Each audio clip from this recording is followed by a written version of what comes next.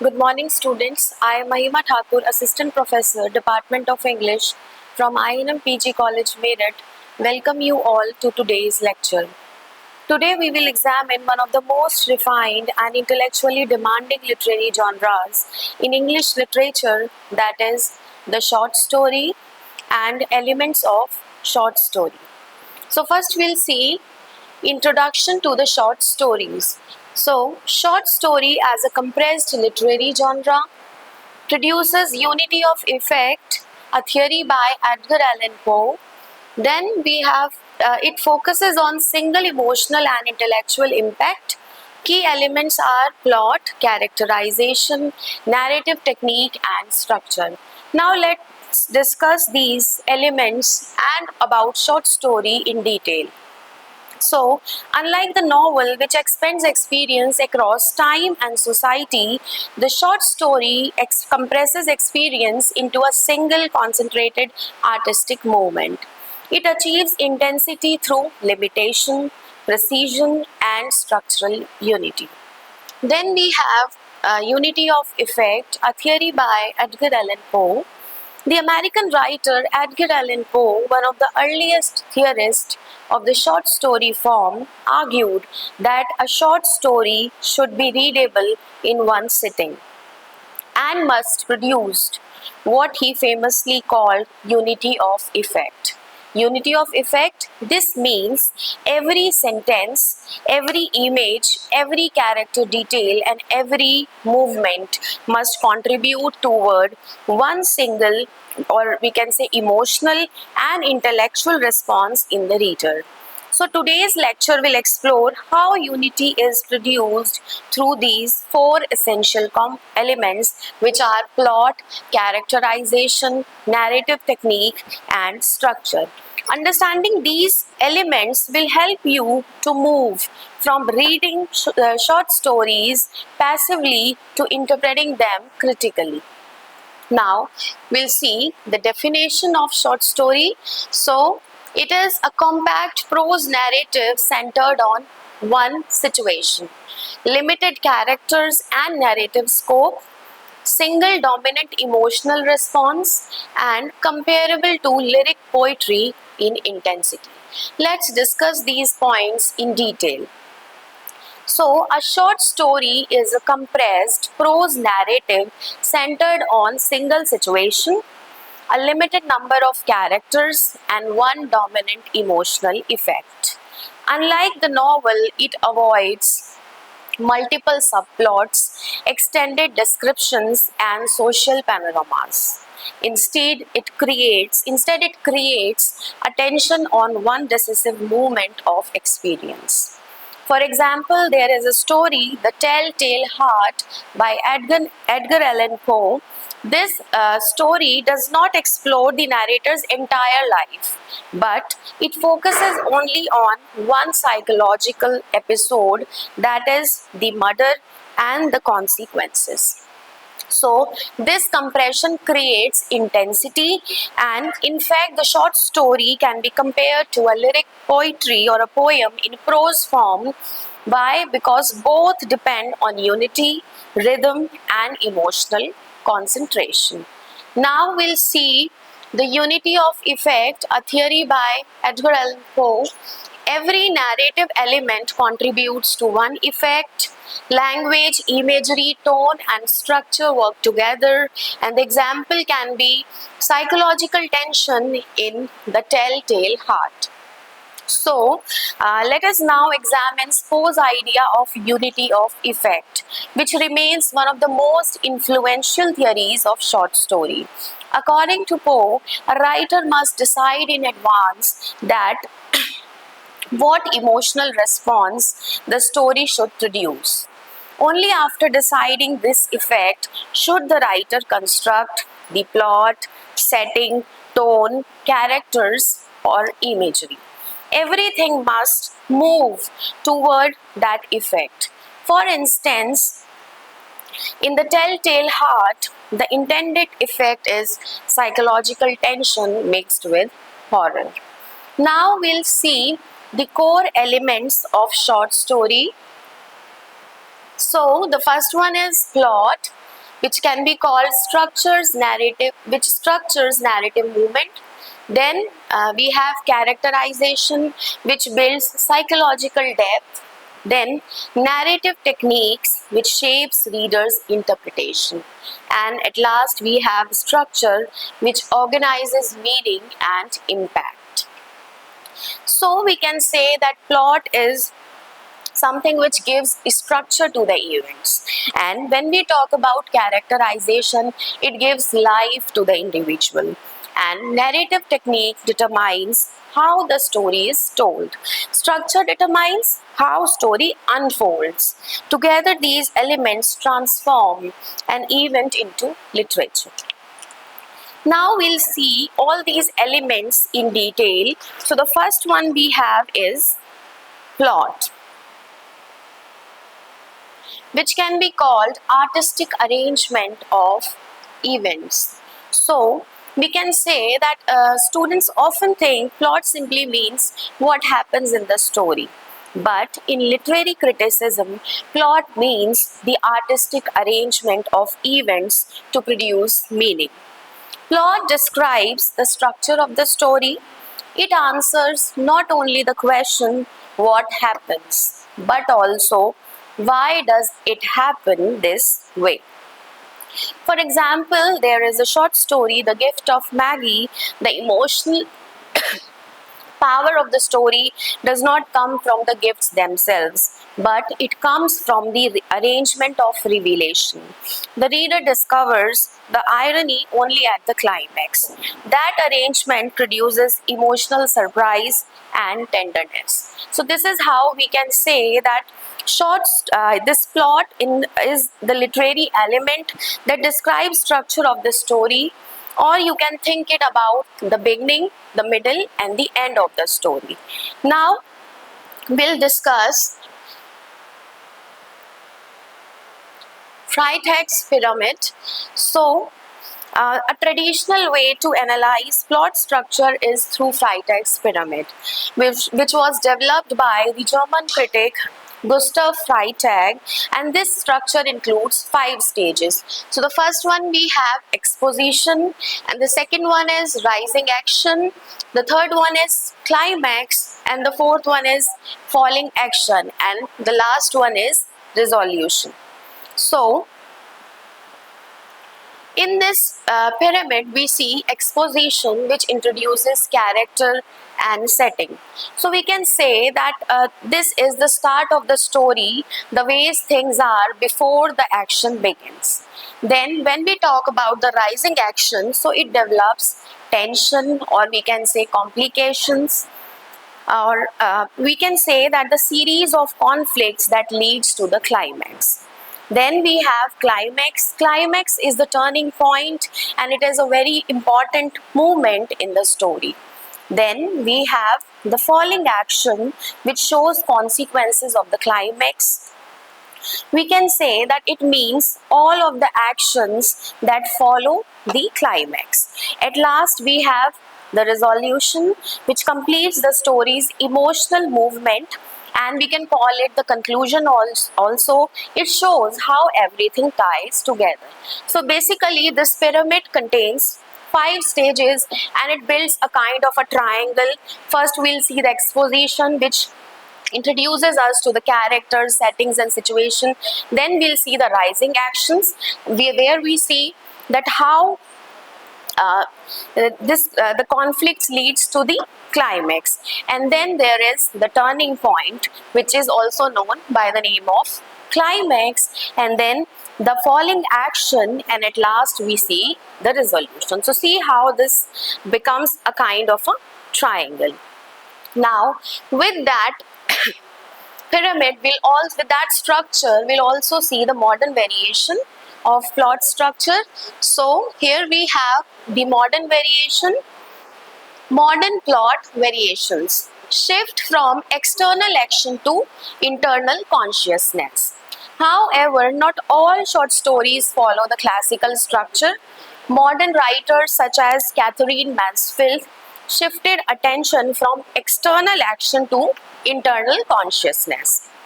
Instead of a dramatic event, they explore memory, perception, emotion, psychological realization.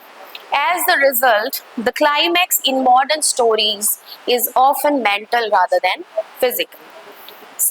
We can say that something changes inside the character instead of outside. Now we'll discuss what is conflict. So conflict can be called the engine of narrative movement. So every story develops through conflict, as we all know. Conflict creates tension, and tension creates curiosity, and as we all know that curiosity is something which sustains reading. So there are four major types of conflict.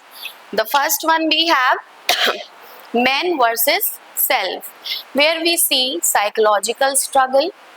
Then the second one is man versus society, where we see tradition versus individuality. Then we have men versus nature, where we see the survival, conflict, and at last men versus fate, which shows tragic inevitability. Now we'll move to the characterization.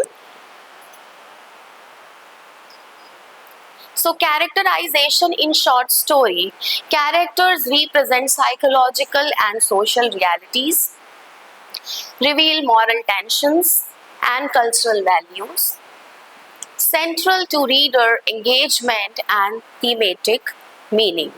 So characterization is the process through which writer creates believable human figures. Characters are not merely individual, they represent social values, psychological tensions, moral conflicts, and historical conditions. Through characters, literature explored human experiences. Now we'll read some kind of techniques of characterization. So the first one we have is direct and indirect characterization. So there are two main techniques for presenting characters. The first one is direct characterization. Direct characterization occurs when narrator describes character explicitly, and indirect characterization occurs when the readers infer character traits through behavior and dialogue. Modern fiction prefer indirect characterization. Why? Because it encourages reader participation. I'll explain it through the example. For example, the narrator of the Telltale Heart, the short story, insists he is rational, but his speech shows or reveals instability. So here the reader got the chance, to interpret the truth themselves. So this is how major fiction prefers indirect characterization. Then we have flat and round characters. So, the very renowned critic E.M. Forster introduced the distinction between flat and round characters. So, here you can see that flat characters represent single idea or trait, and when we talk about the round character display psychological complexity and unpredictability. Short story often create around one round character surrounded by flat supporting figures or characters, we can say. This allows the narrative to remain focused while still exploring depth. Then we have dynamic and static characters. Dynamic characters are the characters who change during the story. On the other hand, static characters remains unchanged.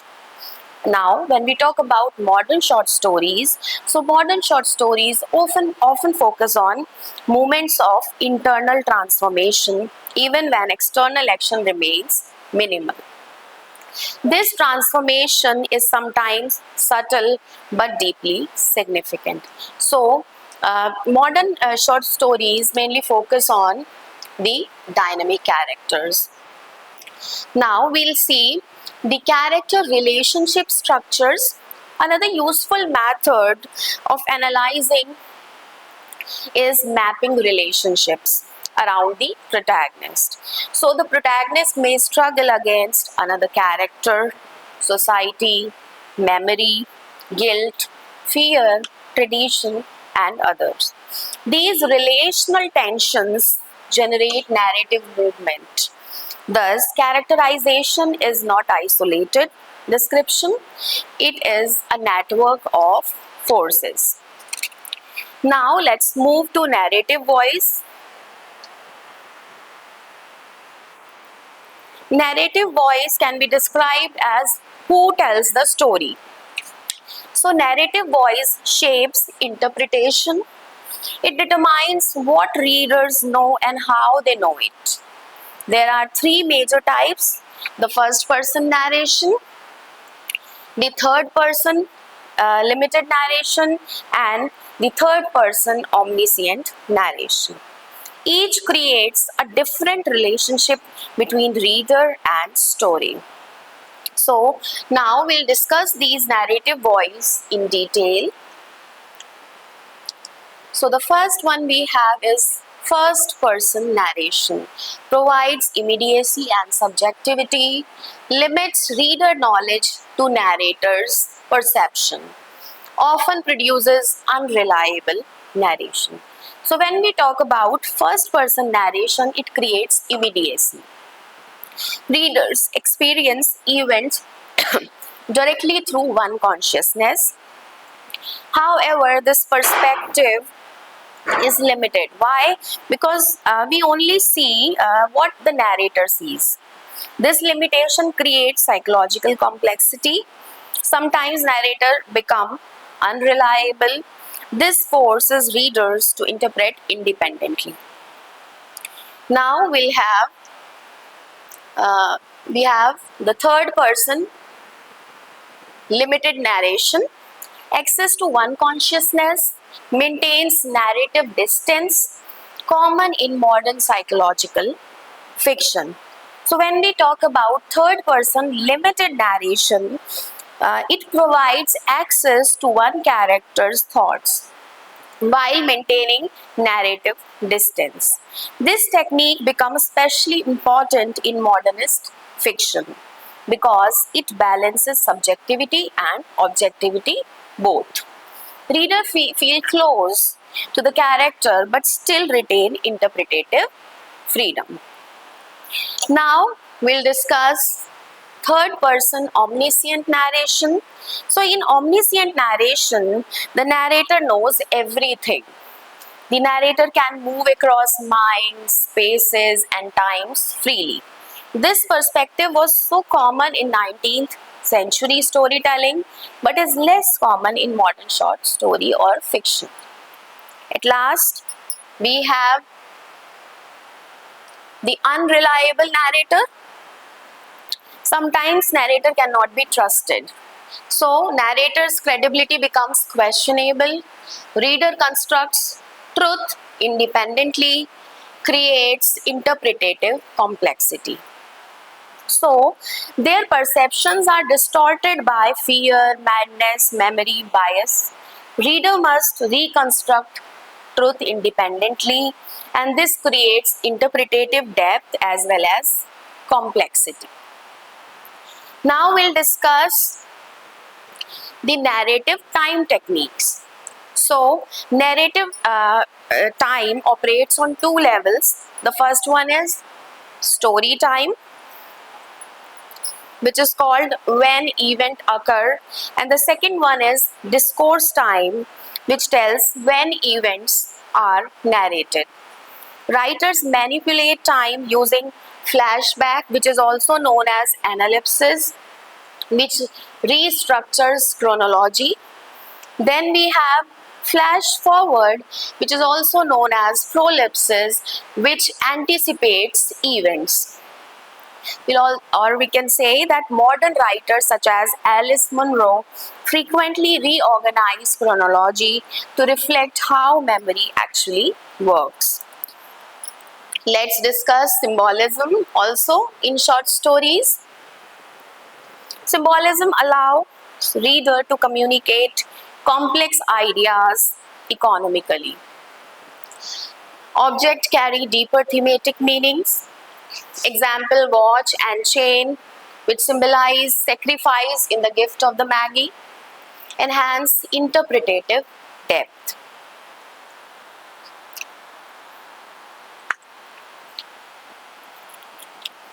So symbols allow short stories to remain brief yet profound. Now we'll discuss setting as meaning structure. Setting is not a background decoration. We cannot call it a background decoration. It shapes interpretation. So physical setting creates atmosphere. Social setting reflects ideology. Example, normal village setting intensifies horror in the lottery. A work, name of a work.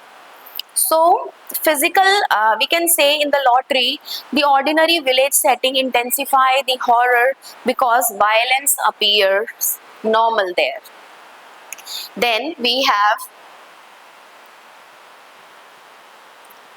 epiphany in modernist short fiction. So modernist writers such as James Joyce introduced the concept of epiphany. What is epiphany? Epiphany is a sudden moment of insight. Instead of dramatic action, the story ends with recognition. Something becomes clear to the character and to the reader also. This internal realization replaces traditional resolution. Now, we'll discuss minimalism in contemporary short fiction. So, economy of language and description. Silence invites reader interpretation.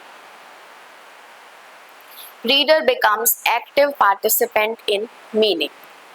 So, when we talk about minimalism in contemporary short fiction, many modern short stories use minimalism. What is minimalism? Or we can say minimalism depends on brevity, silence, suggestion. Instead of explaining meaning, writer invites reader to construct their own meaning. Thus, interpretation becomes collaborative. Now we'll discuss the structure model. So we have 3-act structure model. Another useful structure model divides narration into 3 acts. The first one is setup, which introduces situation and character. Then we have act 2, which is confrontation. Confrontation develops conflict. And at last, the act 3, resolution, which completes narrative arc. Then we can say even when stories appear simple, this structure often shapes narrative movement invisibly. Now, the very important question is, why study short story elements? What are the importance to study short story elements? So we see that understanding short story elements help us to write stronger exam answers also. And as you can see, it improves critical reading skills, supports analytical exam writing, develops interpretative awareness of narrative technique. So we can say that it develops critical thinking skills, identify narrative techniques quickly, interpret symbolism accurately. So most importantly, we can say it transforms reading into analysis. As I have told you further that understanding these 4 elements, which are plot, characterization, narrative technique and structure, will help you to move from reading story passively to interpreting them critically. So it is very important. Now let's move to the conclusion. So to conclude, we can say plot is something which organizes event meaningfully and a very important part of a short story. Then we have characterization, which gives life to the individual, or we can say creates emotional engagement. Then we have narrative voice, which shapes interpretation, very important. Then structure, which ensures unity of effect. What is unity of effect? Which produce one single emotional or intellectual response in the readers. So this is how we can say that together these elements transform a brief narrative into a powerful literary experience, and that is why the short story remains one of the most intellectually refined genres in English literature. Thank you so much for listening to me. Have a good day.